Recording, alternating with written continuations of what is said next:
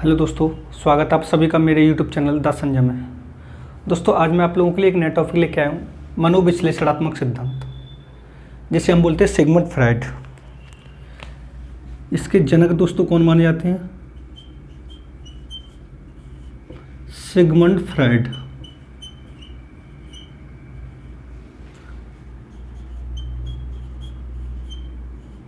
दोस्तों, ये चैप्टर अपने आप में एक महत्वपूर्ण स्थान रखता है।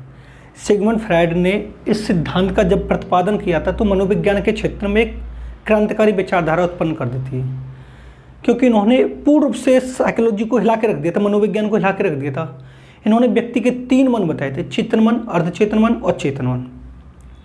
यानी व्यक्ति पूर्ण रूप से कौन सा कार्य करता है, क्या नहीं सोचता है, सपने में क्या देखता है, ये सब इन्होंने ये पूरा प्रतिपादन किया। अब इनके सिगमंड फ्रायड, इनके जन्म की बात करें तो इनका जन्म हुआ था 6 मई 1856 को मोरबिया में।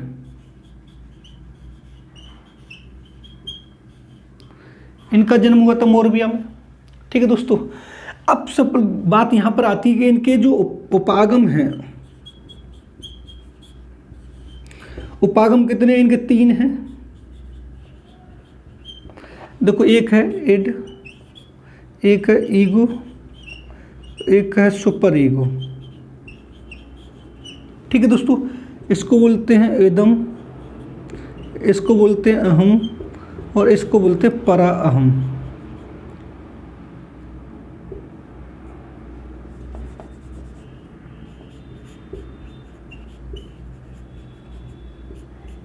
ठीक है दोस्तों, अब उसके बाद इनके मन, इन्होंने मन कितने बताए हैं? तो दोस्तों मन बताए हैं 3। एक बताया है चेतन, एक अर्धचेतन और एक बताया दोस्तों अचेतन। ठीक है दोस्तों, अब इधर बात कर लें। इन्होंने मूल प्रवृत्ति बताई है।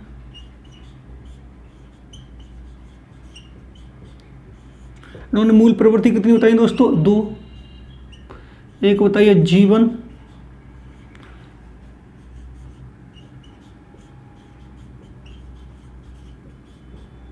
मूल प्रवृत्ति। दूसरी बताइए मृत्यु मूल प्रवृत्ति। ठीक है दोस्तों, अब इनकी विधि की बात करें तो इन्होंने विधि भी दो बताई दोस्तों। एक बताइए स्वप्न साक्षर विधि,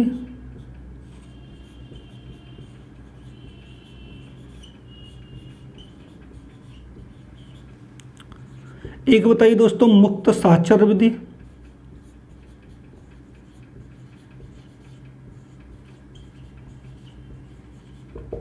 ठीक है दोस्तों। एक बताया इन्होंने लिबिडो, एक बताया इन्होंने पाराप्रेक्सिस,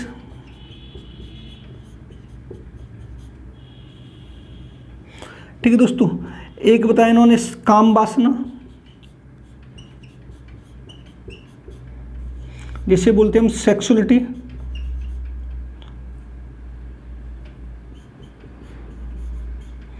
ठीक है दोस्तों, अब आपको इतना ध्यान रखना है कि शब्द, और एक और बात आती है, इन्होंने एक और बताई रक्षात्मक युक्तियां।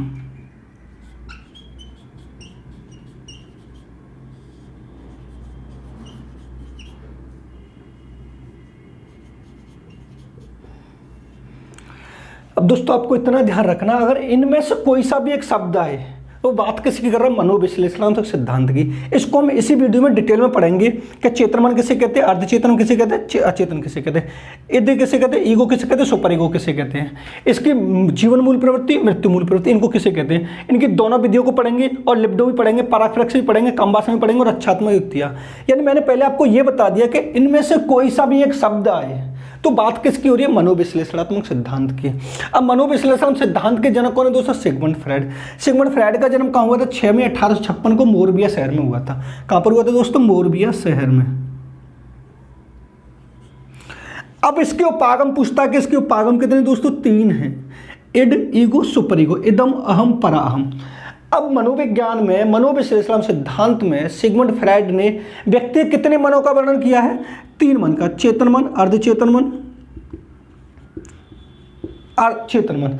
अब क्वेश्चन ये भी आता है कि जो व्यक्ति के वो 3 मन बताए हैं वो किसको आधार बनाकर बताएं? तो बर्फ के टुकड़े को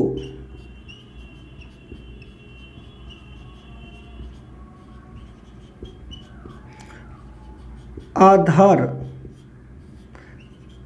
बनाकर, यानी एक बर्फ का जो टुकड़ा होता है वो पानी में, जो जैसे सपोज एक बर्फ का टुकड़ा वो पानी में डाल दिया हमने, अब पानी में जो सबसे ऊपर जो हमें सतह दिखाई दे रही है उसकी बर्फ के टुकड़े की, वो कौन सा मन है? हमारा चेतन मन। अब जो बीच का हिस्सा होता है कभी डूब जाता है, कभी ऊपर आ जाता है, कभी डूब जाता है, उसको कौन सा माना? अर्धचेतन।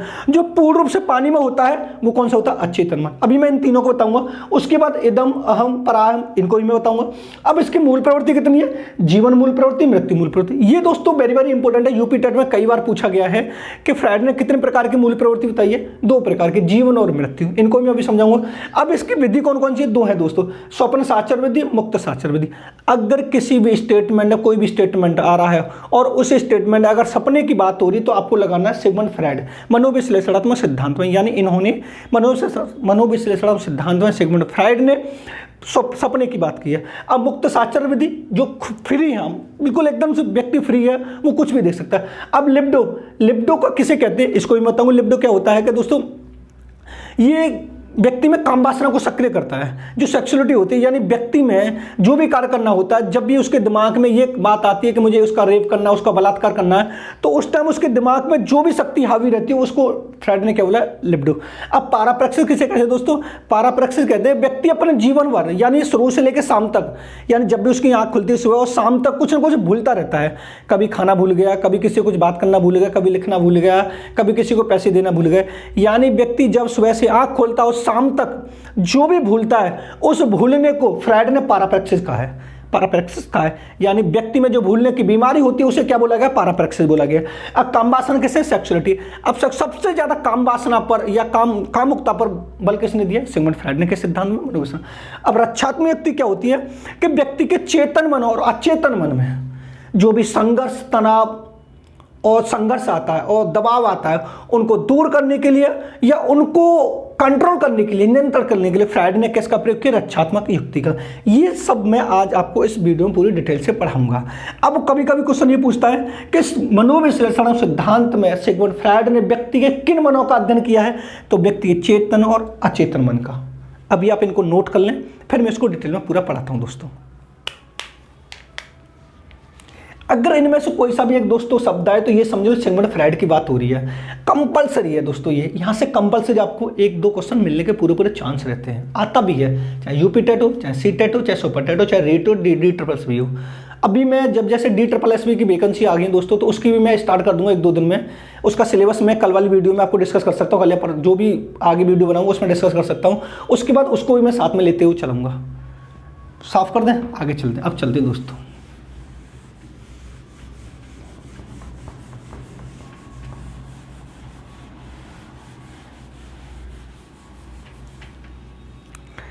देखो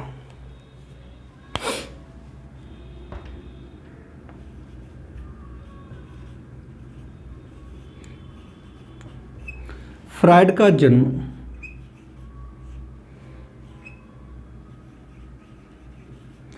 6 मई 1856 को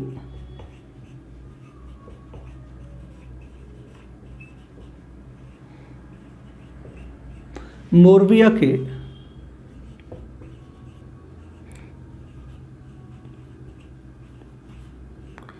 एक यहूदी परिवार में हुआ।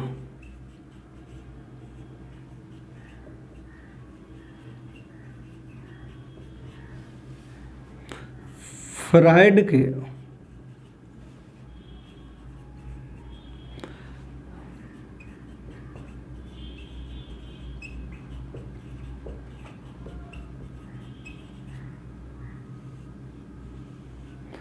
मनोविश्लेषणात्मक सिद्धांत ने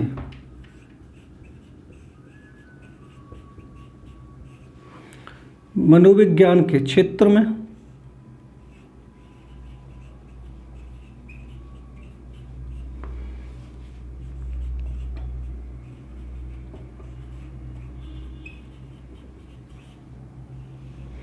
क्रांतिकारी विचारधारा उत्पन्न करते।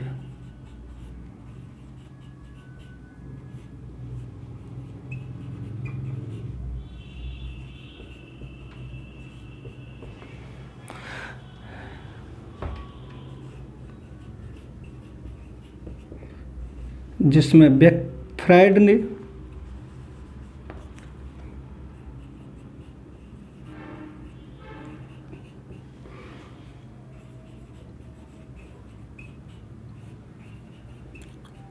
व्यक्ति के चेतन और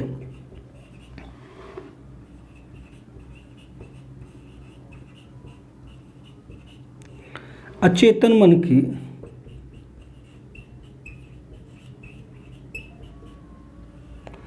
गतिशीलता का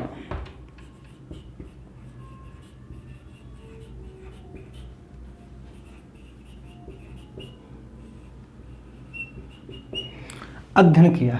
अब दोस्तों क्वेश्चन ये पूछा जाता है कि फ्रायड का जन्म हुआ 6 मई 1856 को मोरविया के यहूदी परिवार में हुआ। सिद्धांत कौन सा दिया उन्होंने? मनोविश्लेषणात्मक सिद्धांत। अब क्वेश्चन ये पूछा जाता है कि फ्रायड ने अपने मनोविश्लेषणात्मक सिद्धांत में व्यक्ति के किस मन का प्रयोग किया है, किस मन का अध्ययन किया है? तो व्यक्ति के चेतन मन और अचेतन मन, इसको इंपोर्टेंट डाल लेना। यानी उसने पूछा कि मनोविश्लेषण सिद्धांत में व्यक्ति ने, फ्रायड ने किस मनों का अध्ययन किया है? तो व्यक्ति के चेतन मन, अचेतन मन। यानी सबसे पहले जो विचार उत्पन्न होकर आते हैं वो व्यक्ति के अचेतन मन में आते हैं और चेतन मन में उन्हें लाने का प्रयास करता है। सपोज आप देखो, मैं आपको भी समझाता हूँ, अभी इनको आप नोट कर लीजिए। ये चेतन मन और अचेतन मन में अध्ययन किया था। अब उसके बाद एक आता है नव विश्लेषणात्मक सिद्धांत।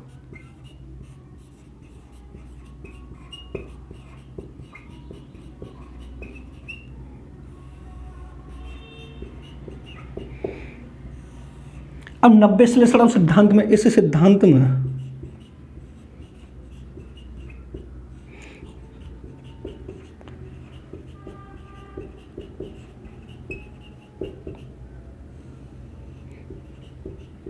मनोवैज्ञानिकों ने व्यक्ति की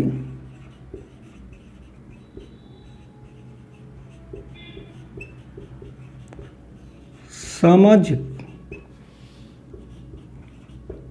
एवं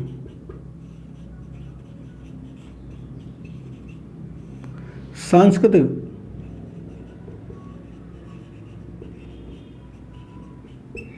अंतःक्रिया का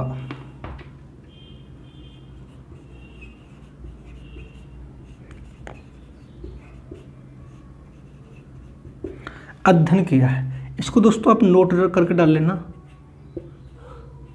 बस वो इतना पूछ सकता है कि नव विश्लेषणात्मक सिद्धांत में मनोवैज्ञानिकों ने किस पर बल दिया, किसका अध्ययन किया है? तो सामाजिक और सांस्कृतिक अंतःक्रिया का अध्ययन दिया। ये तो बस इतना ही पूछेगा, लेकिन सबसे ज़्यादा इंपॉर्टेंट ये पूछेगा मनोविश्लेषणात्मक सिद्धांत में सिगमुंड फ्रायड ने किसका अध्ययन किया है? तो व्यक्ति के चेतन और अचेतन मन का, यानी इड का और सुपर ईगो का, इदम का और पराहम का। यानी व्यक्ति के किस मन का अध्ययन किया? इदम और पराहम। वो ऐसे भी दे सकता है दोस्तों, आप ऐसे भी लिख सकते हो। इसको बोलते हैं हम इदम और इसको बोलते हैं पराअहम।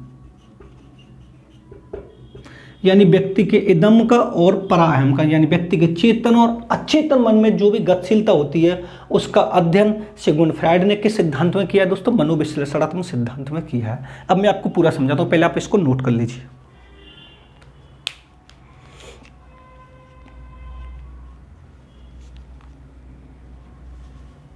आगे चलते हैं।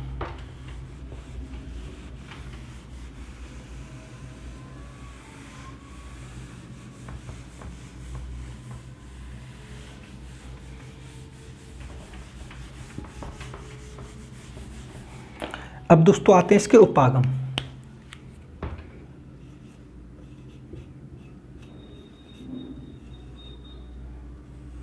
देखो, पहला होता है इड, दूसरा होता है ईगो,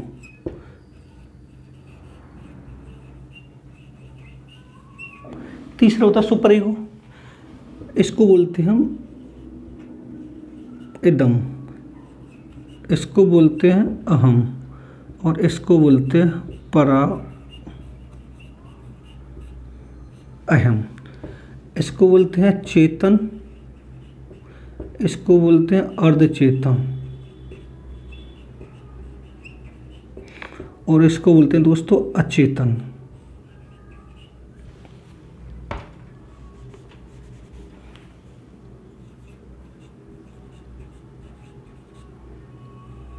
ठीक है दोस्तों, अब समझना इसको। देखो इड किसे कहते हैं, ईगो किसे कहते हैं, सुपर ईगो कैसे। पहले मैं ये इसकी हिंदी है, ये इनसे संबंधित है। सबसे पहले मैं आपको चेतन मन किसे कहते हैं, अर्धचेतन मन किसे कहते हैं, अचेतन मन किसे कहते हैं। तो देखो यहां पर आप समझना,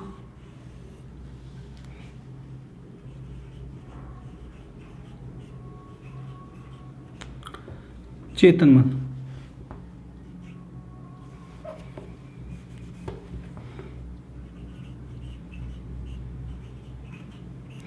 इस मन में व्यक्ति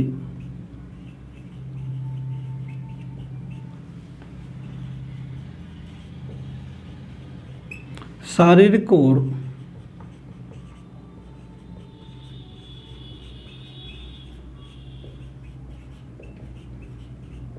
मानसिक रूप से सक्रिय रहता है। ठीक है। दूसरा आता है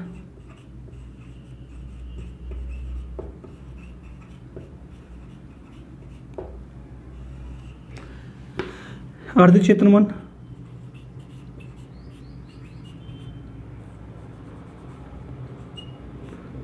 इस मन में व्यक्ति शारीरिक रूप से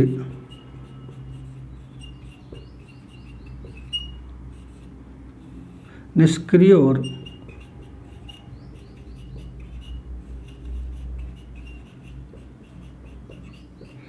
मानसिक रूप से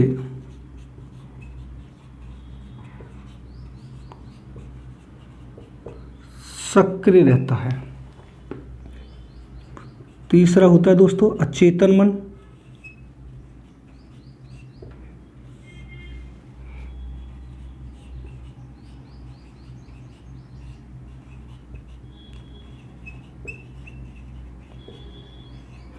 इस मन में व्यक्ति शारीरिक और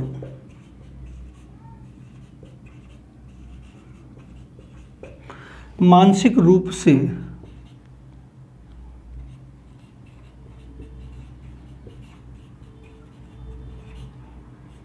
निष्क्रिय होता है। देखो समझना, अब उसने पूछा कि व्यक्ति का चेतन मन कौन सा होता है। तो वर्तमान में जो भी मैं पढ़ा रहा हूँ, यानी मैं शारीरिक रूप से और मानसिक रूप से सक्रिय हूँ, यानी प्रेजेंट में जो मैं पढ़ा रहा हूँ, प्रेजेंट में आप जो आप पढ़ रहे हैं वो कौन सी अवस्था है, चेतन अवस्था। यानी इस मन में व्यक्ति का शारीरिक और मानसिक रूप सक्रिय रहते हैं, दोनों मनसूर सक्रिय रहता है। यानी व्यक्ति का मेंटली और फिजिकली दोनों सक्रिय वो कौन सा मन कहलाता है, हमारा चेतन मन। अर्धचेतन मन कौन सा होता है, जिसमें व्यक्ति शारीरिक रूप से तो निष्क्रिय रहता है और मानसिक रूप से सक्रिय रहता है। यानी रात को जब हम सोते हैं और रात को सोते समय जब हम सपने देखते हैं तो कौन सी अवस्था होती है, अर्धचेतन अवस्था। लेकिन इसका एक ये है दोस्तों, अगर रात को आपने सपने देखे और सुबह सपने आपको याद आ जाए तो कौन सी अर्धचेतन अवस्था। अगर सुबह सपने याद ना आए तो कौन सी हो जाती है, अचेतन। यानी सबसे पहले जो विचार आते हैं वो कहाँ पर आते हैं हमारे दोस्तों, अचेतन मन में। हम उसे कहाँ पर लाने का प्रयास करते हैं, चेतन मन में। अब सपोज रात में आपको सपने देखे कि आपने कहीं पर जाके कुछ भी, किसी बारात में जाके डांस किया है, कहीं पर जाके कुछ भी खाया पिया है और सुबह आपको याद आ जाए तो कौन सी अवस्था है, अर्धचेतन अवस्था। अगर रात को सपने देखे और सुबह याद नहीं आए तो कौन सी अवस्था, अचेतन अवस्था। ठीक है दोस्तों, अब सब तो ध्यान रखना, एक होता है वस्तु और एक होता है विचार। विचार कभी नहीं मरते हैं, विचार आज है वो हमेशा जीवित रहेंगे। सपोज आपके कोई भी ऐसे विचार है जो आज आपको उनकी जरूरत नहीं है तो वो कहाँ पर चले जाते हैं, अचेतन मन में। जब उनको जरूरत पड़ती है तो आप उन्हें कहाँ पर लेके आता है, चेतन मन में। यानी इस मन में व्यक्ति शारीरिक और मानसिक रूप से निष्क्रिय रहता है। यानी सबसे पहले जो भी विचार आएगा वो कहाँ पर आएगा, अचेतन मन में। फिर उसे कहाँ पर लेके आएंगे, चेतन मन में। यानी सपोज हम किसी वस्तु का निर्माण करते हैं, किसी वस्तु का निर्माण करने से पहले हम उसके बारे में सोचते हैं तो सबसे पहले जो विचार आएगा किसी वस्तु का वो अचेतन मन में आएगा। फिर उसके बाद जब हम उस वस्तु को बनाना देखते हैं यानी बनाने बैठते हैं तो कौन सी अवस्था में बैठते हैं, चेतन अवस्था में है। रात को हम सपने देख रहे हैं, सुबह सपने याद आ जाए तो अर्ध चेतन है, सपने याद नहीं आए अचेतन है, और उस सपने पर हम कार्य कर रहे हैं सारे को मानसिक रूप से सक्रिय होकर, तो कौन सी अवस्था है? चेतन अवस्था है दोस्तों। ठीक है, अब समझो इड और इदम किसे कहते हैं। देखो ये वाला व्यक्ति जो होता है, इड वाला व्यक्ति, ये एक तरह से बिल्कुल स्वार्थी व्यक्ति होता है। फ्रायड ने इस वाले व्यक्ति को मनोजैव की ऊर्जा का स्रोत बताया है। यानी किस, फ्रायड ने यह भी क्वेश्चन आता है कि मनोविज्ञान यानी मनोविश्लेषणात्मक उपागम में सेकंड, फ्रायड ने किस उपागम को जीवन और मृत्यु मूल प्रवृत्ति का भंडार बताया? इदम को बताया। किस व्यक्ति को मनोजैव की ऊर्जा का स्रोत बताया? इदम को बताया है। यानी कौन सा व्यक्ति ऐसा है जिसमें कामुकता यानी काम वासना की भावना जागृत होती है? ये वाला व्यक्ति होता है। यानी इसका काम ये होता है दोस्तों कि अपना काम बनता और भाड़ में जाए जनता। अभी देश में इतने रेपिस्ट हो रहे हैं, बलात्कार हो रहे हैं, जब भी कोई व्यक्ति किसी लड़की का बलात्कार करता है तो उस टाइम उसके दिमाग में उसको देखकर जो फीलिंग्स आती है वो उसके दिमाग में कौन सा हावी होता है? इडम। यानी जब एक लड़का किसी लड़की को देखकर उसके बारे में गलत धारणा रखता है या उसे गलत करने की सोचता है, जो उसके दिमाग में जो कुछ भी वो सोच रहा है उस टाइम उसका दिमाग कौन सा चल रहा है? इड वाला चल रहा है। यानी ये वो कहता है कि मैं अपना काम बनता भाड़ में जानता, बस मेरे काम होना चाहिए, मुझे सुख की अनुभूति होनी चाहिए। अगर मुझे उसको मारने से मुझे 100 रुपये मिले तो मैं उसे मार दूंगा। ये नहीं देखेगा कि उसके मारने से उसके घर वालों का नुकसान पहुंचे, उसका कोई डजन मैटर है। बस उसका ध्यान इतना है कि मुझे उसको मारने से मुझे 100 रुपये मिल रहे हैं तो मुझे मारना है उसे। तो कौन सी अवस्था होती है? इड वाली अवस्था। क्वेश्चन ये पूछा था दोस्तों, फ्रायड के किस उपागम को मनोजैव की ऊर्जा का स्रोत माना गया है? इड को। फ्रायड के किस उपागम में जीवन और मृत्यु मूल प्रवृत्ति का भंडार है? इडम को। ठीक है दोस्तों। अब ईगो किसे कहते हैं? ईगो किसे कहते हैं कि दोस्तों इसे फ्रायड ने आत्मस्वयं चेतना की बुद्धि माना है। मतलब इसमें थोड़ा थोड़ा समझ आने लगती है। वो ये सोचता है कि इसका कार्य क्या होता है? सोचना, अनुभव करना, इच्छा करना और सम्मान की भावना को जागृत करना। यानी इसका जो भी कार्य होता है वो शारीरिक पोषण की आवश्यकता से होता है। क्वेश्चन ये पूछा था दोस्तों कि फ्रायड के किस उपागम को चेतना बुद्धि, आत्मस्व की बुद्धि माना जाता है? दोस्तों ईगो को माना था।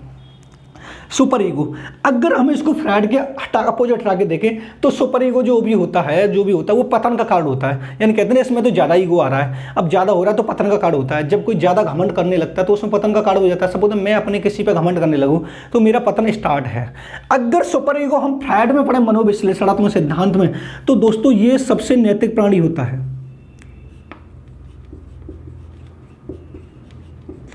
नैतिक और सामाजिक प्राणी।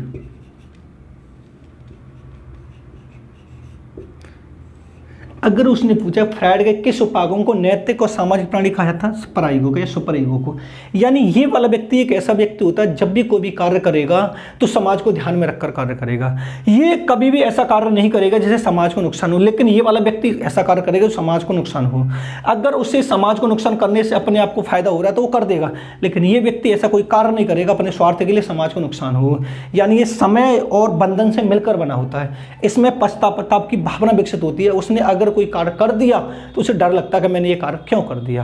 ठीक है दोस्तों, अब आप इनको नोट कर लीजिए, फिर इनको मैं डिटेल में पढ़ाता हूं।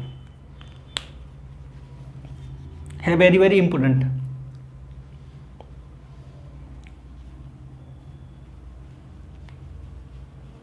आगे चलते हैं दोस्तों।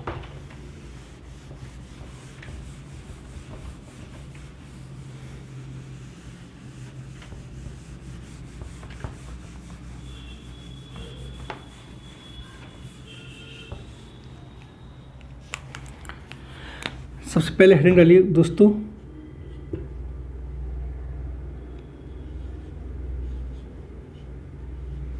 एकदम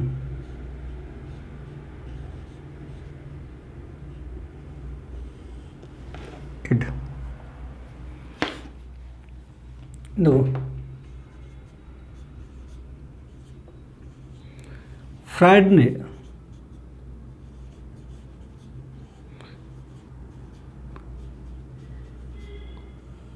इस उपागम को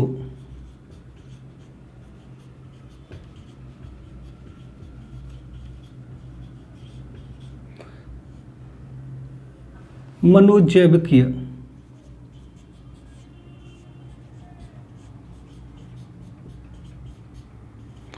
ऊर्जा का स्रोत माना है।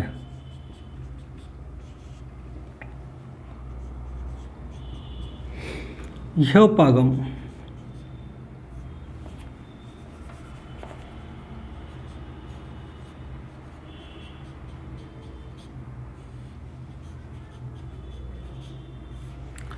समय एवं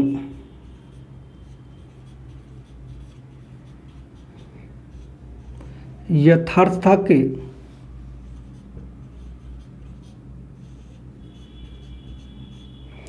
बंधन से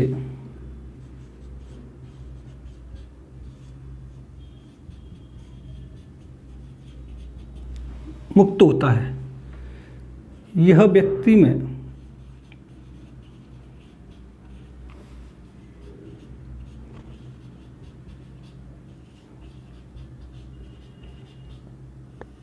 काम वासना,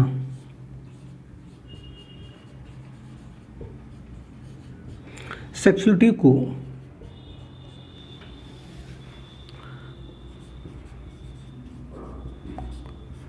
सक्रिय करता है। यह उपागम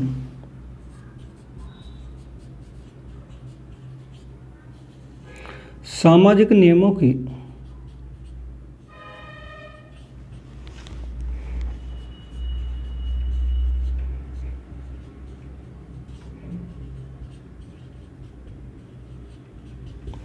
परवाह नहीं करता है।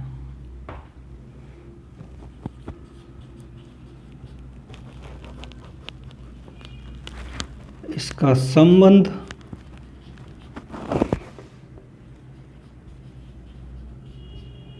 व्यक्ति की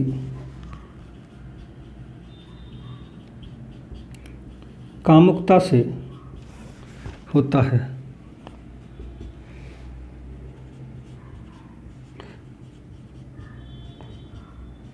इस उपागम को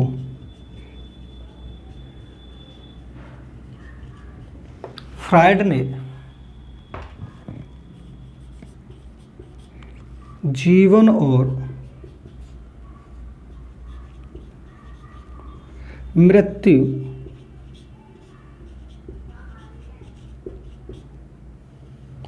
मूल प्रवृत्ति का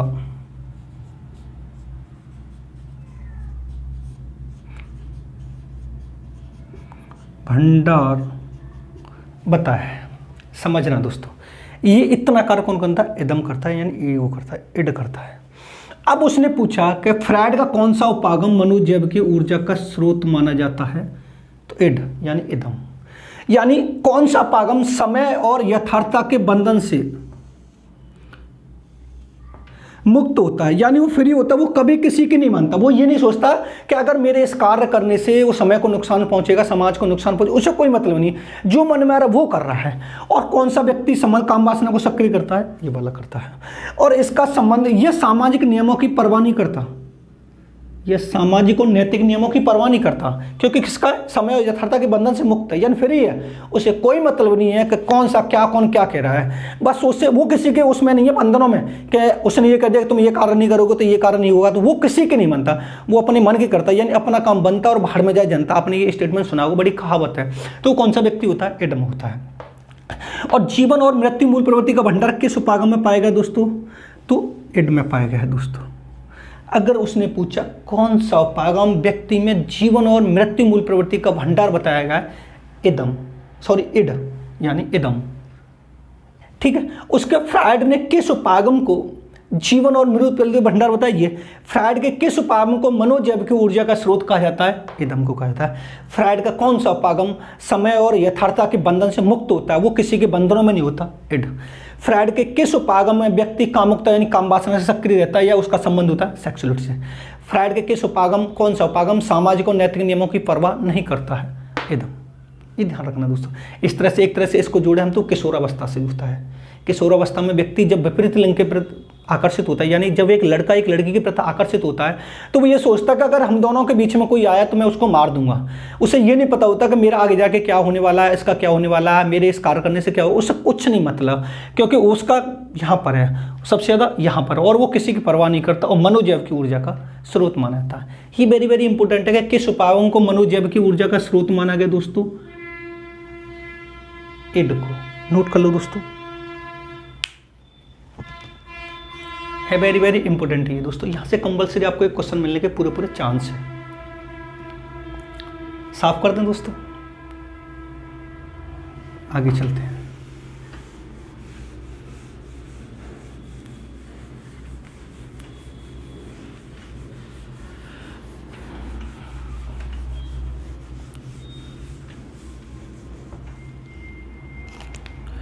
अब आता है अहम।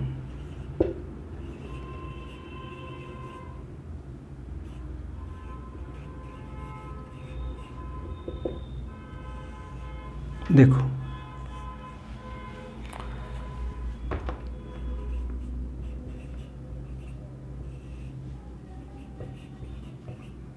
फ्रायड से आत्मस्व तथा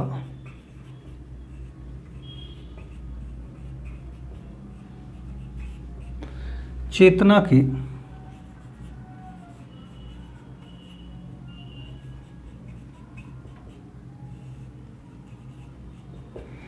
बुद्धि मानता है।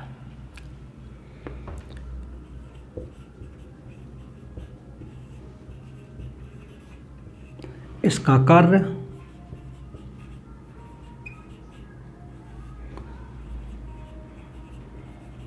सोचना, अनुभव करना,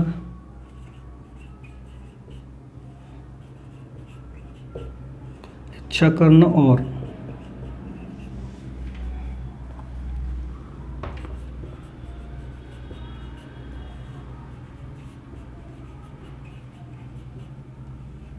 सम्मान की भावना को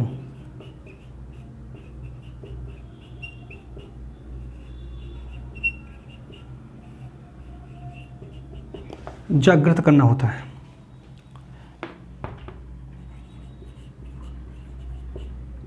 इसका संबंध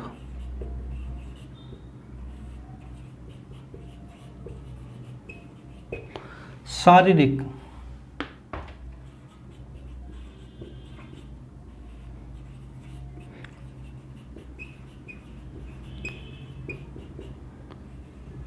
पोषण की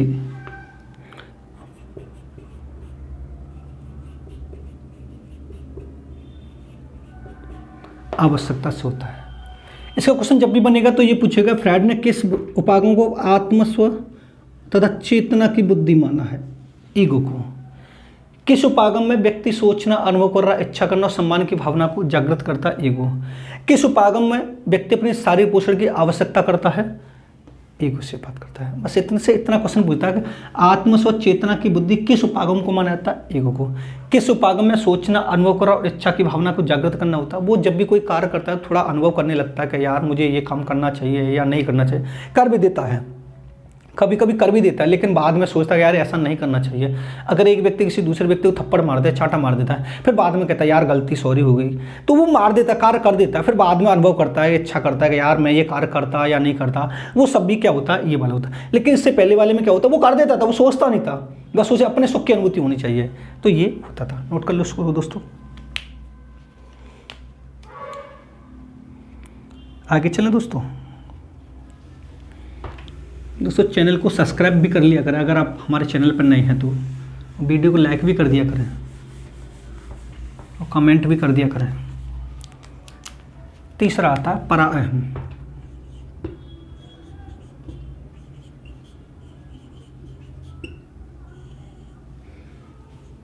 इसको बोलते हैं सुपर ईगो।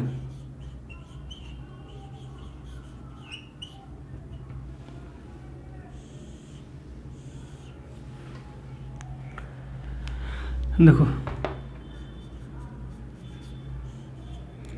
फ्रायड ने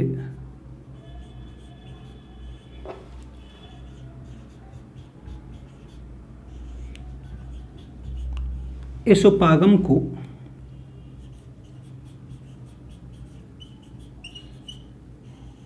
सामाजिक एवं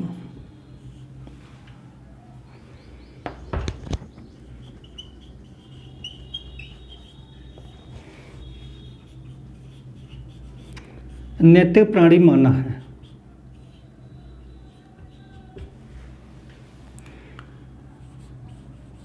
यह उपागम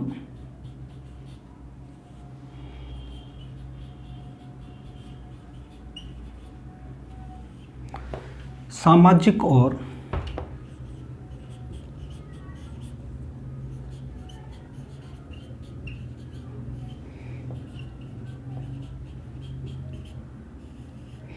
नैतिक नियमों से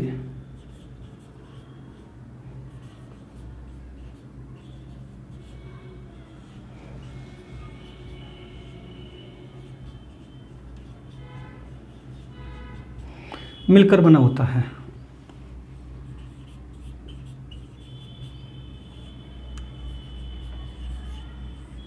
इसका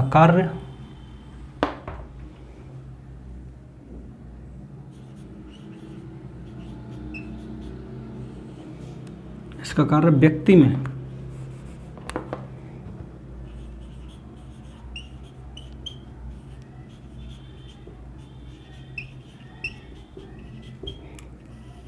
पछताना और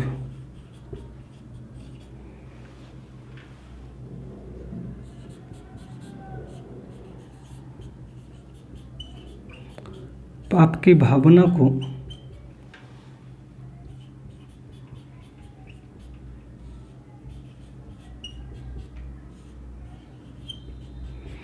जागृत करता है।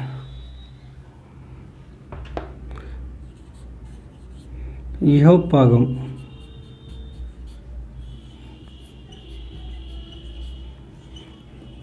समय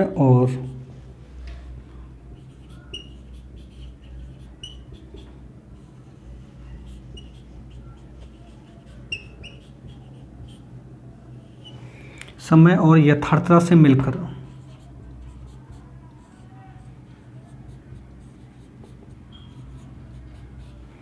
बना होता है। ठीक है दोस्तों, समझना। अब उसने कहा कि पराहम यानी फ्रायड का कौन सा उपागम एक सामाजिक और नैतिक प्राणी माना जाता है? पराहम यानी फ्रायड ने इस उपागम को सामाजिक और नैतिक प्राणी माना है। यह सामाजिक और नैतिक नियमों से मिलकर बना होता है। यानी किस उपागम यानी कौन सा उपागम फ्रायड का सामाजिक और नैतिक नियमों से मिलकर बना होता है? पराहम। किस उपागम में समाज और यथार्थता के बंधन से मिलकर बना होता है? पराहम। यानी इस व्यक्ति में पछताना और पाप की भावना पूर्ण रूप से जागृत हो जाती है। अगर वो उससे कोई भूल से भी कोई ऐसा कांड हो जाए या ऐसा कोई कार्य हो जाए, उसे बाद में पछतावा ना पड़े, तो बाद में पछताता है यार मुझसे ऐसा क्यों हो गया, क्योंकि वो जो भी कार्य करेगा वो समाज को ध्यान में रखकर कार्य करेगा, क्योंकि यह समाज और यथार्थता के बंधन से मिलकर बना होता है। यानी ये समय को देखते हुए और सच को देखते हुए कार्य करता है। लेकिन इड वाला समय और यथार्थता के बंधन से मुक्त था, लेकिन ये मिलकर बना होता है। फ्रायड का कौन सा उपागम व्यक्ति को सामाजिक और नैतिक प्राणी बनाना? पराहम। फ्रायड के किस उपागम में समाज के नियमों की उसकी वो की जाती है? इसमें की जाती है। फ्रायड का किस उपागम समय यथार्थता के बंधन से मिलकर बना होता है? पराहम। फ्रायड कौन सा उपागम व्यक्ति में पाप की भावना पश्चाताप की भावना को जागृत करता? पराहम। कौन सा सामाजिक और नैतिक प्राणी है? पराहम। ठीक है दोस्तों, नोट कर लो उसको।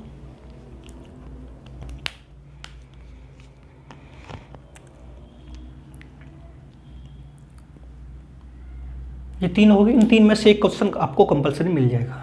आगे चलते हैं।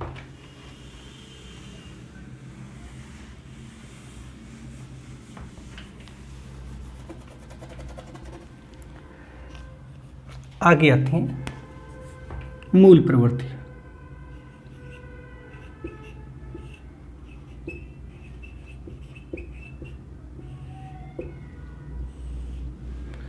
इसकी मूल प्रवृत्ति कितनी दोस्तों? 2 है।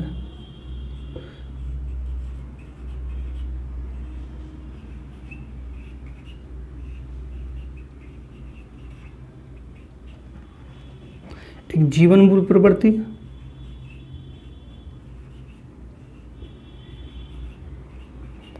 एक मृत्यु मूल प्रवृत्ति। ठीक है दोस्तों, कभी कभी क्वेश्चन ये आता है कि मूल प्रवृत्ति के जनक कौन है? मैकडूगल ने। मूल प्रवृत्ति को सर्वप्रथम बताया किसने था? विलियम जेम्स ने। लेकिन कार्य किसने किया था? मैकडूगल ने। अब मूल प्रवृत्ति वैसे होती कितनी? 14, लेकिन फ्रायड ने कितनी बताई दोस्तों? 2 बताई। अगर उसने पूछा कि फ्रायड ने मूल प्रवृत्तियों की संख्या कितनी बताई दोस्तों? जीवन और मृत्यु। वैसे कितनी होती है? 14 होती है। जब भी मैं संवेग वाली वीडियो बनाऊंगा तो उसमें पूरे डिटेल में व्याख्यान करूंगा। ये दोनों नोट कर लिया आपने। अब सबसे पहले हम जीवन मूल प्रवृत्ति पढ़ते हैं कि जीवन मूल प्रवृत्ति होती किसी है। पहले आप नोट कर लेना कि जीवन मूल प्रवृत्ति और मृत्यु मूल प्रवृत्ति। अब पहले आप हेडिंग डालिए जीवन मूल प्रवृत्ति। ठीक है दोस्तों, अब जीवन मूल प्रवृत्ति किसे कहते हैं दोस्तों? देखो, यह मूल प्रवृत्ति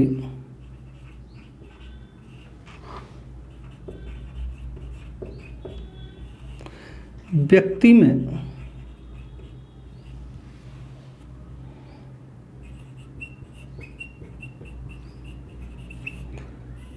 वासनामयी आवेगों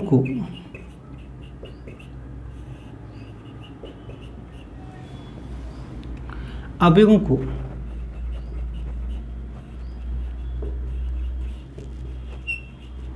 जन्म देती है।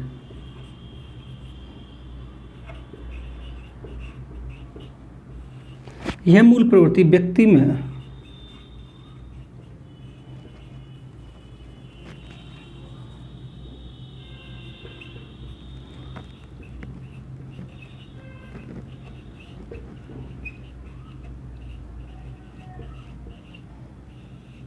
सुख की अनुभूति कराती है।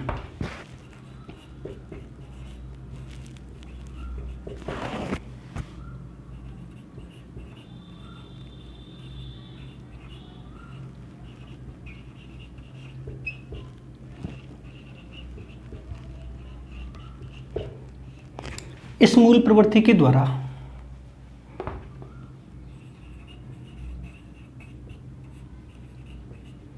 व्यक्ति में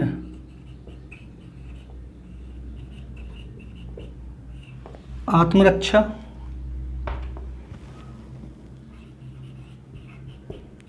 घृणा और जातिवाद की भावना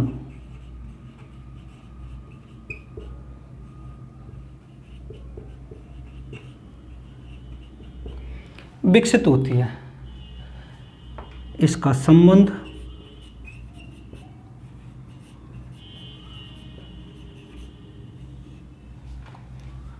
कामुकता,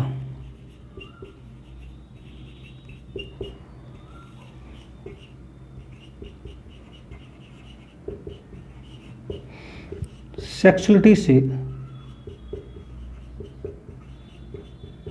होता है। ये वाली मूल प्रवृत्ति ये कहलाती है। यानी कौन सी मूल प्रवृत्ति व्यक्ति में वासनामयी आवेगों को जन्म देती है, काम वासना सेक्सुअल से संबंध होता है जीवन मूल प्रवृत्ति का। यानी यह मूल प्रवृत्ति सुख की अनुभूति पर कार्य करती है। यानी कोई भी कार्य करेगा वो सिर्फ अपने सुख के लिए अनुमत करेगा। यानी इस मूल प्रवृत्ति के द्वारा जातिगत वृद्धि, यानी कोई व्यक्ति जाति में विश्वास करता है, कोई आत्मरक्षा में विश्वास करता है कि तू उससे दूर रहे, तू इससे घृणा कर, मुझे इससे बात नहीं करनी। यानी जीवन की जो प्रक्रिया हम जीते हैं उसमें हम किसी से घृणा करते हैं, किसी से बात नहीं करते, किसी दुश्मनी बना लेते हैं, किसी को बुरी निगाहों से देखते हैं। तो ये सब जो भी कार्य होता है वो किस में आता है? जीवन मूल प्रवृत्ति में आता है। किस मूल प्रवृत्ति के द्वारा व्यक्ति में जातिगत भावना की विकास होता है? जीवन। किस मूल प्रवृत्ति के द्वारा व्यक्ति किसी दूसरे व्यक्ति को घृणा की नजरों से देखता है? जीवन मूल प्रवृत्ति के द्वारा।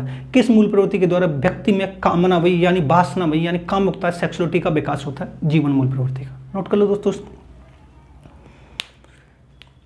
यूपी टेट में 2 से 3 बार पूछे कि निम्न में से कौन सी फ्राइड की जीवन मूल प्रवृत्ति यानी मूल प्रवृत्ति है। तो जीवन और मृत्यु को याद रखना।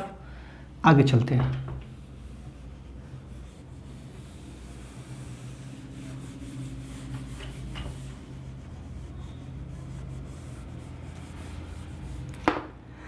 दूसरी आती है दोस्तों मृत्यु मूल प्रवृत्ति।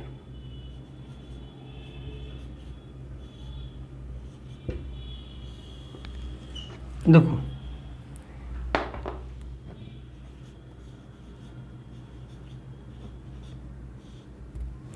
यह मूल प्रवृत्ति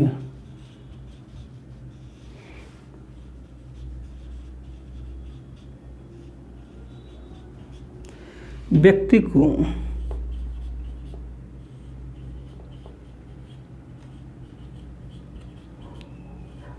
जीवन नष्ट करने और विध्वंस करने के लिए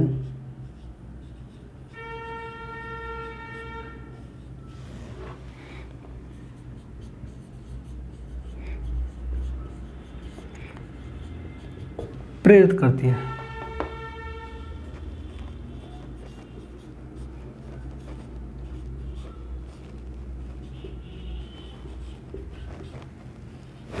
इस मूल प्रवृत्ति के द्वारा व्यक्ति के मन में हर समय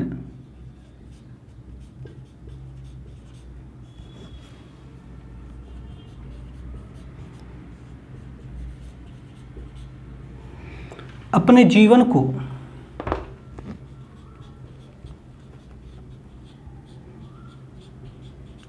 नष्ट करने का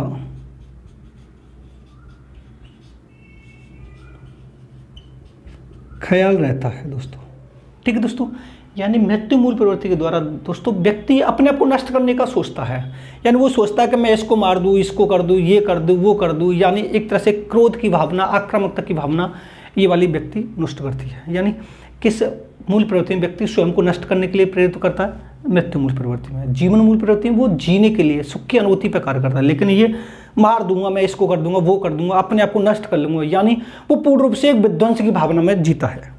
अगर किशोरावस्था में गर्ल्स और बॉयज का एक दूसरे से लगाव हो जाता है, एक अट्रैक्शन हो जाता है, जिसे आकर्षित कहते हैं, तो उसके बाद जब उन दोनों को अलग किया जाता है तो लड़का ये सोचता है कि मैं इसको मार दूंगा, लड़की ये कहती है कि मैं इसके बिना मर जाऊंगी। यानी जो उस टाइम जो भी भावना विकसित हो रही है, जो भी उसके दिमाग में आ रहा है, वो कौन सी मृत्यु मूल प्रवृत्ति होती है कि मैं इसके बिना रह नहीं पाऊंगा, कि मैं इसके बिना नहीं रह पाऊंगा, कि मैं इसके बिना मर जाऊंगा। ये जो कुछ भी होता है वो मृत्यु मूल प्रवृत्ति का भंडार कहलाता है। ठीक है दोस्तों, नोट कर लो। आगे चलते हैं दोस्तों।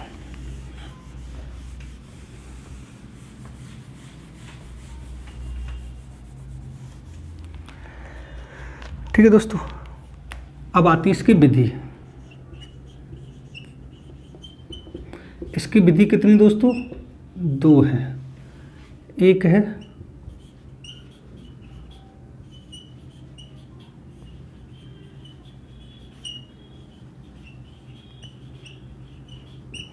स्वप्न साक्षर विधि,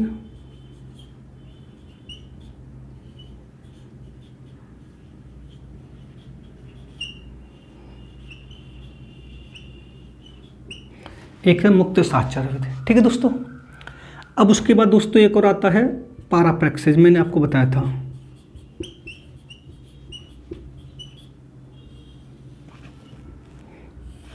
देखो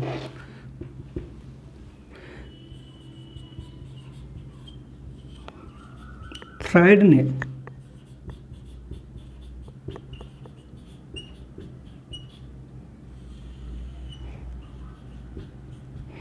पैराप्रैक्सिस का संबंध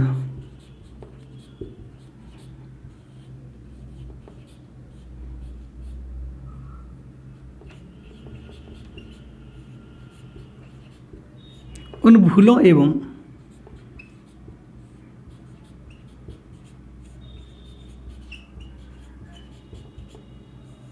उन भूलों एवं मनोवृत्तियों को कहा है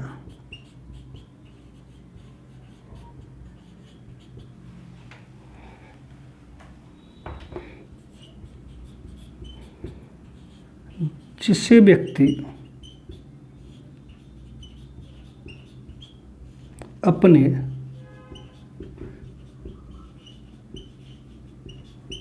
दिन प्रतिदिन में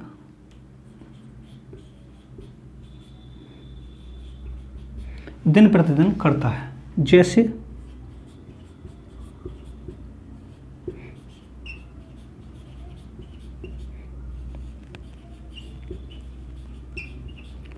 लिखने की भूल,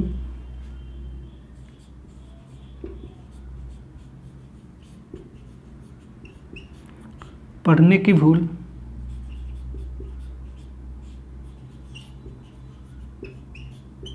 खाने की भूल। देखो सुनो, अगर उसने पूछा कि फ्रायड ने कितने प्रकार की विधियों का वर्णन किया दोस्तों? 2 प्रकार की, स्वप्न साक्षर, मुक्त साक्षर। स्वप्न साक्षर में होता है जोड़ना। जब भी हम भी कोई सपना देखते तो वो किसी न किसी से जुड़ा होता है। अब सपना कब आता है दोस्तों? सबसे पहले सपना आएगा अचेतन मन में। अगर सपना आपको अचेतन मन में आ रहा, सुबह आपको याद आ जाए, तो कौन सी अवस्था? अर्धचेतन अवस्था, जो मैं पहले बता चुका हूँ दोस्तों। सपना कब आता है दोस्तों? जब हमारी कोई ऐसी आवश्यकता जिसकी पूर्ति नहीं हो पाती, तो वो हमारी आवश्यकता कहाँ पर चली जाती है? अचेतन मन में चली जाती है, और फिर वो किसका रूप ले लेती है? स्वप्न का रूप ले लेते हैं। यानी जब भी कोई व्यक्ति सपना देखता है तो उसका उससे किसी न किसी रूप में संबंध होता है। साक्षर मीन्स होता है जोड़ना, यानी जब भी कोई सपना आएगा तो किसी न किसी से जोड़ कर आएगा। अगर हमारी ऐसी कोई आवश्यकता, बहुत सारी ऐसी आवश्यकता होती है सुबह से लेकर शाम तक जिनकी पूर्ति नहीं हो पाती, तो वो कहाँ पर चली जाती है? हमारी अचेतन मन में चली जाती हैं। ठीक है, जिनकी पूर्ति नहीं हो पाती, लेकिन कभी कभी टाइम पे पूर्ति भी हो जाती है, तो वो कहाँ पे आती है? चेतन अवस्था। सपोज अभी आप तैयारी कर रहे हैं सुपर टेट की। आज आपने सोचा कि मैं जब मेरी जॉब लगेगी तो मैं एक अच्छी गाड़ी खरीदूंगी या एक अच्छा मोबाइल खरीदूंगी या अच्छा फ्लैट खरीदूंगी। अब प्रेजेंट में आप खरीद नहीं सकते, लेकिन विचार जो आया है आज जो आपने सोचा वो कहाँ पर चला गया? अचेतन मन में। कहाँ पर चला गया? अचेतन मन में। यानी सबसे पहले जो विचार आता है वो कहाँ पर आता है? अचेतन मन में। ठीक है, आज आपने सोचा कि जब मेरी जॉब लगेगी तो मैं एक अच्छा घर बनाऊंगी या अच्छा घर बनाऊंगा, वो कहाँ पर चला गया? अचेतन मन में। जब आपकी जॉब लगी, आज कौन सी ईयर चल रही है? 2021। आपकी जॉब लगने के बाद 2023 में आपने एक अच्छा घर बनाया, तो अब आपको याद आएगा कि जो मैंने आज ये घर बनाया वो तब मैंने कहाँ सोचा था? 2021 में। यानी जब मैं पढ़ रही थी या पढ़ रहा, तब मैंने सोचा था मेरी जॉब लगेगी तो मैं एक अच्छा घर बनाऊंगी। तो सबसे पहले 2021 में जो हमने सोचा था वो कहाँ सोचा था? अचेतन मन में। जब हमारा घर बन गया तो हम कहाँ लेके आए उसको? चेतन मन में। यानी व्यक्ति के ऐसे विचार और आवश्यकता सबसे पहले कहाँ पर आते हैं? अचेतन मन में। फिर उन्हें जब हम सक्रिय रूप में लेके आते हैं, उसे पूर्ण करने के लिए, उसको एक सक्रिय रूप देने के लिए, जीवित प्रमाण देने के लिए कहाँ पर लेके आता है? चेतन मन में। जब हमारा घर बन गया तब हमने सोचा कि हमने सोचा कब था? 2021 में, लेकिन पूरा कब हुआ? 2023 में। तो जब हमने घर की सोचा तब हमारी उसकी पूर्ति नहीं हो पाती, तो वो कहाँ चला गया था? अचेतन मन में। ऐसे व्यक्ति, पाराप्रेक्षिक व्यक्ति रोज सुबह शाम भूलता रहता है, कुछ ना कुछ दिन पूरे दिन में भूलता रहता है। उसको फ्रायड ने क्या नाम दिया है? पाराप्रेक्षिक। आपको इतना ध्यान रखना है, अगर भूल शब्द आ रहा है तो फ्रायड ने किसकी बात की है? पाराप्रेक्षिक की। मुक्त शासन, मुक्त होता फ्री। आप कुछ भी देख सकते हैं, जरूरी नहीं कि आप बंधे हुए हैं कि तुम ये सपना नहीं देख सकते, तुम ये सपना नहीं देख सकते। सब फ्री हैं, सपने देखने चाहिए बड़े, लेकिन उसे पूरे करने के लिए सहमत भी होना चाहिए। अब आपने सपना देखा कि मैं पीएम बन सकता हूँ, बन सकते हो अगर आप मेहनत करोगे, सोच सकते हो, सपना फ्री है। यानी आप फ्री हो, कुछ भी सोच सकते हो। स्वप्न जुड़ के होता है, पाराप्रेक्षिक भूल से होता है। ठीक है दोस्तों, नोट कर लो उसको, साफ कर दो दोस्तों, आगे चलते हैं।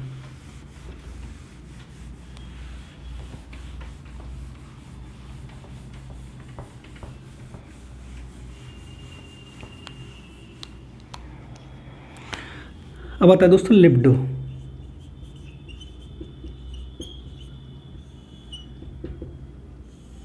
देखो दोस्तों, कभी कभी क्वेश्चन ये भी पूछेगा यूपी टेट में, निम्नलिखित में से किस तत्व का, किस उपागम का फ्रायड से संबंध है? तो तीन ऑप्शन अलग होंगे, एक होगा लिबिडो। अगर कभी कभी क्वेश्चन ये पूछे कि लिबिडो का संबंध किससे? मनोविश्लेषणात्मक से। मनोविश्लेषणात्मक का संबंध किससे? सिगमंड फ्रायड से। यानी आपको ध्यान रखना कि ये वाली जब बात होगी तो ये वाली बात होगी। देखो सुनो, फ्रायड ने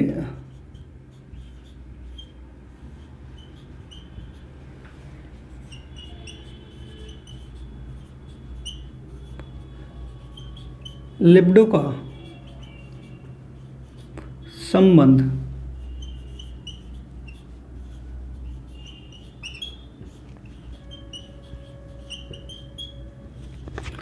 जीवन मूल प्रवृत्ति से बताया है। मूल प्रवृत्ति से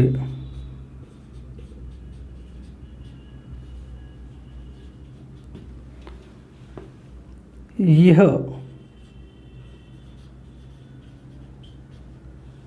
व्यक्ति में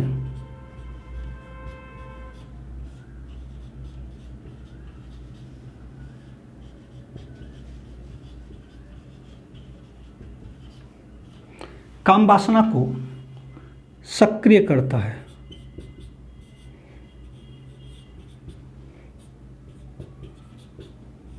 तथा इसका संबंध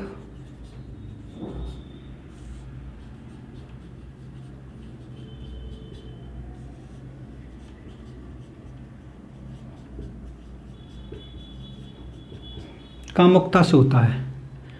यह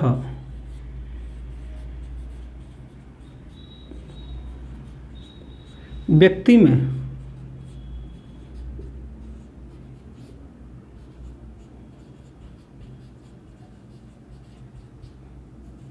सुख की अनुभूति पर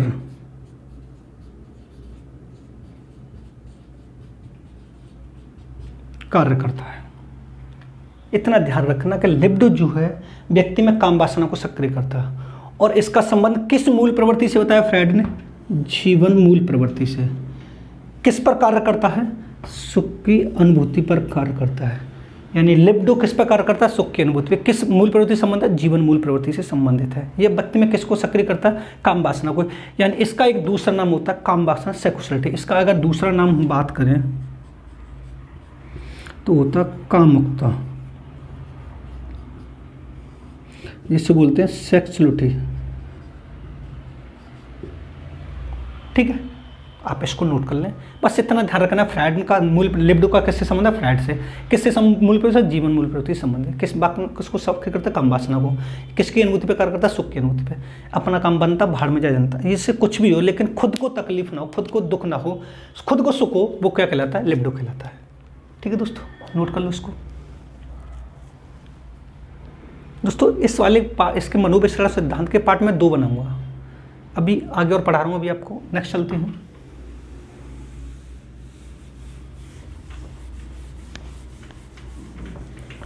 अब आती हैं दोस्तों इसकी रक्षात्मक युक्तियां।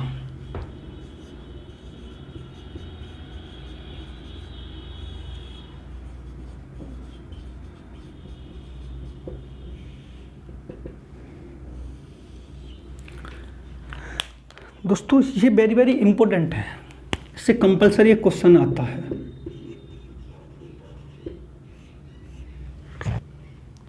अगर इसके जनक की बात करें तो सिगमंड फ्रायड ही है। अब रक्षात्मक युक्ति क्या होती है? देखो,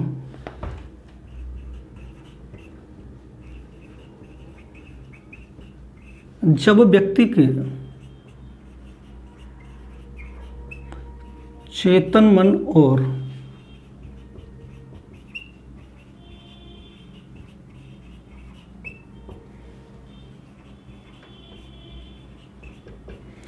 चेतन मन और अचेतन मन में जो भी संघर्ष,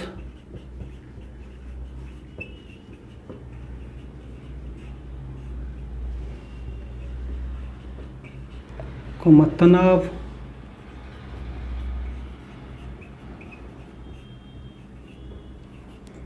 और मानसिक द्वंद्व आता है,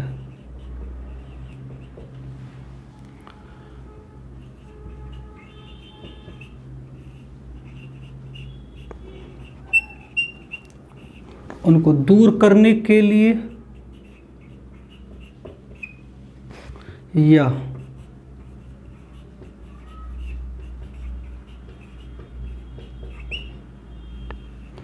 उन पर नियंत्रण करने के लिए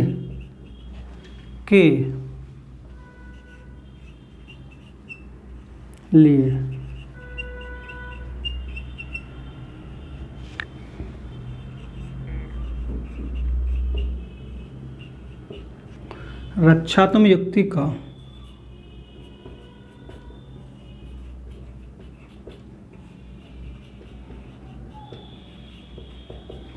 प्रयोग किया जाता है। ठीक है दोस्तों, क्वेश्चन ये पूछा जाता है कि रक्षात्मक युक्तियों का प्रयोग किस मन के लिए किया जाता है? तो व्यक्ति के चेतन मन और अचेतन मन में जो भी मानसिक तनाव आता है, द्वंद्व आता है, घृणा, जो कुछ भी आता है, संघर्ष आ रहा है, उनको दूर करने के लिए, उन पर नियंत्रण करने के लिए हम रक्षात्मक युक्ति का प्रयोग करते हैं। अब इसके प्रकार होते हैं।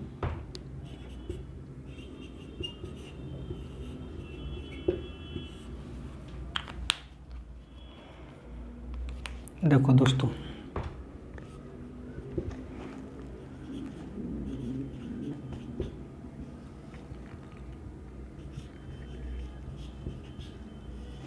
युक्तिकरण या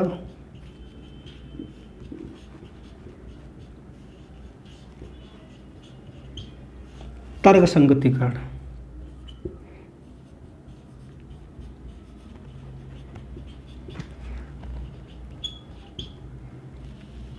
प्रतिक्रियाकरण,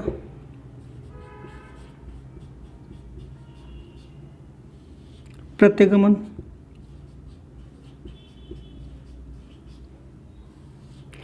प्रक्षेपण,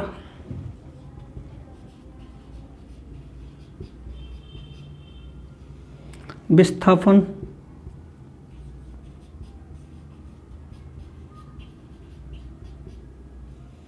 आक्रामकता,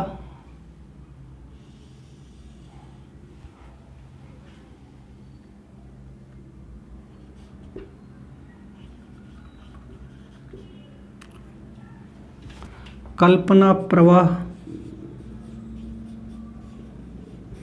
या दिवा स्वप्न,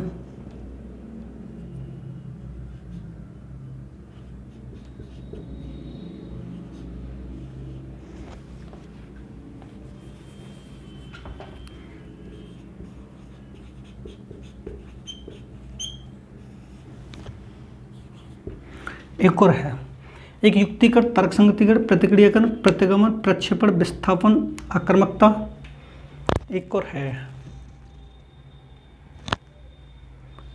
इसके द्वारा होता है प्रतिक्रिया, प्रतिगमन, पूर्वचर्या, प्रक्षेपण, विस्थापन, आक्रामकता। सात ही होते हैं दोस्तों, ये है 7। अब दोस्तों क्या होता है दोस्तों, कभी कभी ऐसा होता है कि यहाँ से 3 ले लिया, एक अपोजिट ले लिया, 7 ही इसके, 8 नहीं है, वो लग गया वैसे। अगर कभी कभी यहाँ से 3 अपोजिट तो एक यहाँ से लेता है। अब ये रक्षात्मक युक्ति, इनको 7 को मैं नेक्स्ट वीडियो उसमें डिटेल में पढ़ाऊंगा कि रक्षात्मक युक्ति कहते कैसे हैं, ठीक है। अगर ये पूछे रक्षात्मक युक्ति के जनक कौन है, सिगमंड फ्रॉइड है। रक्षात्मक युक्ति व्यक्ति के किस पर कार्य करती है, किस मन पर, व्यक्ति के चेतन मन और अचेतन मन पर कार्य करती है, ठीक है दोस्तों। अब कौन कौन सी है, युक्तिकरण और तर्कसंगतिकरण, ये कई बार पूछेगा यूपी टेट में, सी टेट में तो हर बार आता है, सी टेट में हर बार यहाँ से 2 क्वेश्चन आते हैं। प्रतिक्रियाकरण किसे कहते हैं, प्रतिगमन किसे कहते हैं, प्रक्षेपण, विस्थापन, आक्रामकता, कल्पना, प्रभाव, दिवास, स्वप्न, ठीक है। ये सब मैं जो नेक्स्ट वीडियो बनाऊंगा उसमें पढ़ाऊंगा, है वेरी वेरी इंपॉर्टेंट। आपने सुना होगा कभी कभी कि लोमड़ी को अंगूर प्राप्त नहीं होते, वो कहते हैं कि अंगूर खट्टे, ये किसने कहा है, ये इसमें आता है। यानी एक व्यक्ति अपने विचारों को स्वयं प्रकट नहीं करता, वो किसी अन्य व्यक्ति के द्वारा पहुंचा जाता है, तो वो किसके द्वारा होता है, उसमें विस्थापन के द्वारा। प्रक्षेपण में क्या होता है कि व्यक्ति अपने मानसिक तनाव और दूसरों पर आरोपित कर देता है। प्रतिगमन में क्या होता है, व्यक्ति पूर्व में वापस चला जाता है, यानी व्यक्ति जब भी कभी कभी कहते हैं ना कि व्यक्ति एक अंगूठा चूसने लगता है, एक अंगूठा चूस रहा है, तो वो किसका कारण है, प्रतिगमन का कारण है। यानी व्यक्ति स्वयं को मानसिक तनाव व आघातों से बचाने के लिए अपनी आयु से निम्न आयु का कार्य करने लगता है प्रतिगमन में। विस्थापन, अपनी बात किसी दूसरे पर पहुंचाना, किसी तीसरे व्यक्ति के द्वारा, यानी किसी दूसरे के कंधे पर रख के बंदूक चलाना, वो किसमें होता है, विस्थापन में होता है। प्रतिक्रियाकरण में क्या होता है दोस्तों, इसमें क्या होता है कि एक सौतेली माँ होती है, एक सौतेली बेटी को प्यार नहीं करती, लेकिन समाज को दिखाने के लिए वो दिखावे का प्यार करती है, वो कौन सी कहलाती है, प्रतिक्रियाकरण। ये सबको डिटेल में मैं अगली वाली वीडियो में पढ़ाऊंगा, ठीक है दोस्तों। ये था अच्छा वो सिगमंड फ्रॉइड, ठीक है दोस्तों। अगर वीडियो पसंद आए तो वीडियो को लाइक करें और शेयर करें और कमेंट करना ना भूलें। अगर आप हमारे चैनल पर नए तो चैनल को सब्सक्राइब करो, बेल आइकन ऑल को प्रेस करें, जिससे आने वाली वीडियो का नोटिफिकेशन आपको मिलता रहे। बाकी इसके टॉपिक के क्वेश्चन में जो नेक्स्ट वीडियो बनाऊंगा उसका ऑल ओवर मैं लिख दूंगा, ठीक है दोस्तों। धन्यवाद।